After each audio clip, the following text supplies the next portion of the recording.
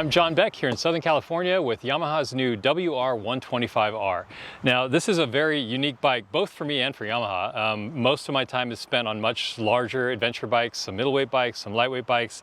This thing you could put in like the bantamweight or something. It's a dual sport, but it's also was great for use on a light adventure ride today.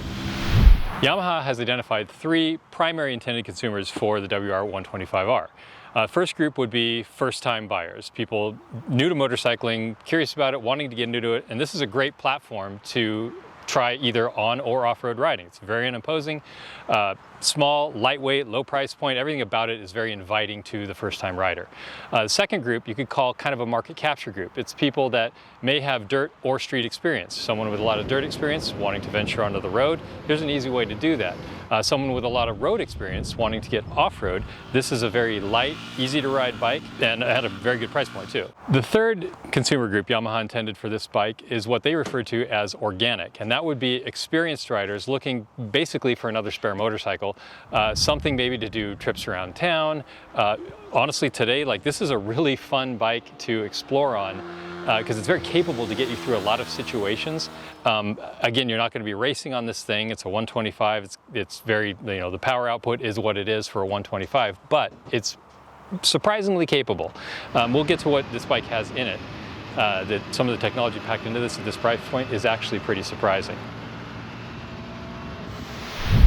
As I said before, this is the smallest displacement street legal bike Yamaha makes. Now, the closest equivalent to this would be the TW200, but essentially that's kind of an updated 1987 motorcycle, whereas this is a completely modern package. So what do you get in the WR125R?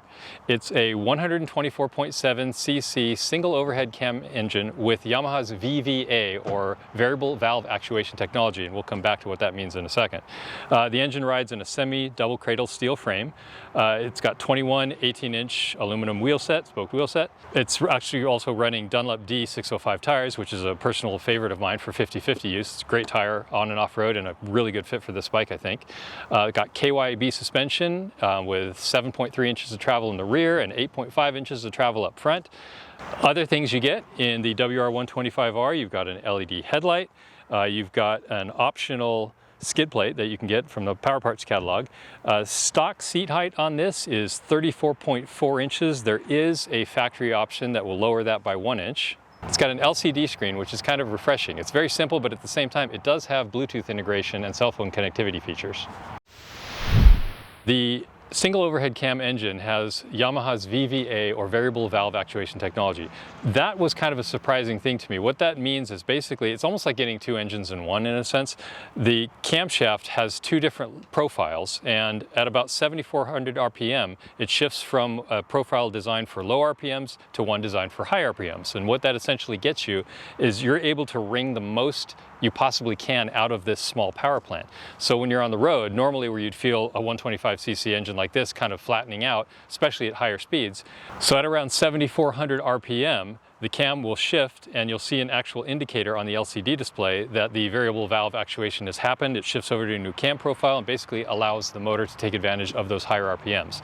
And this bike definitely not only likes to be revved, it kind of needs to be revved. When you're off-road trying to get up certain situations, especially steeper climbs, we had a couple sandy, rocky sections, nothing overly technical, but decently technical. And I kept putting myself in that space of, okay, say I was riding a 600-pound adventure bike, loaded up with stuff.